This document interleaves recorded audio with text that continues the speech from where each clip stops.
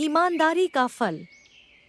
गांव के एक कोने में रामू नाम का गरीब किसान अपनी पत्नी सीता और 2 प्यारे बच्चों के साथ रहता था। वह ईमानदार और मेहनती था, लेकिन गरीबी ने उसके जीवन को कठिन बना दिया था। सीता भी उसके साथ खेतों में काम करती और बच्चों की देखभाल करती थी। रामू का खेत छोटा था और इस साल बारिश कम होने से उसकी फसल भी कमजोर हो गई थी। एक दिन जब वह अपने खेत में हल चला रहा था, उसे जमीन के नीचे कुछ कठोर महसूस हुआ। जब उसने खोदकर देखा तो उसे सोने से भरा एक घड़ा मिला। रामू की आंखें आश्चर्य से चमक उठीं। तभी सीता बोल पड़ी, वाह, अब तो हमारे भाग्य बदल जाएंगे।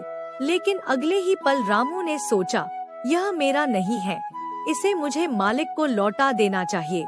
लेकिन तभी उसकी पत्नी सीता बोली, हमें यह किसी को नहीं बताना चाहिए।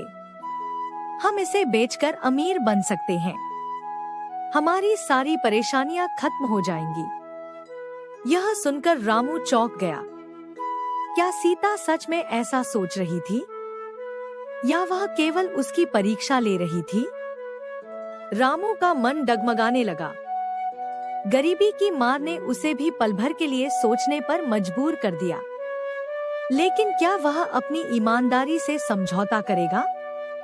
रामू ने गहरी सांस ली और दृढ़ता से कहा, नहीं, हम किसी की अमानत अपने पास नहीं रख सकते।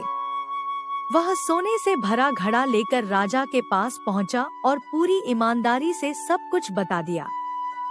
राजा उसकी ईमानदारी से बहुत प्रभावित हुआ और कहा, रामू, आजकल बहुत कम लोग इतने ईमानदार होते हैं।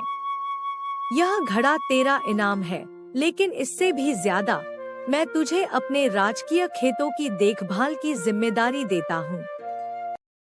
रामू और उसकी पत्नी की मेहनत और ईमानदारी ने उनके जीवन को बदल दिया। अब वे सिर्फ अपने बच्चों के अच्छे भविष्य की चिंता नहीं करते थे, बल्कि पूरे गांव के लिए प्रेरणा बन चुके थे। सीख: ईमानदारी का फल देर से सही, लेकिन हमेशा मीठा होता है।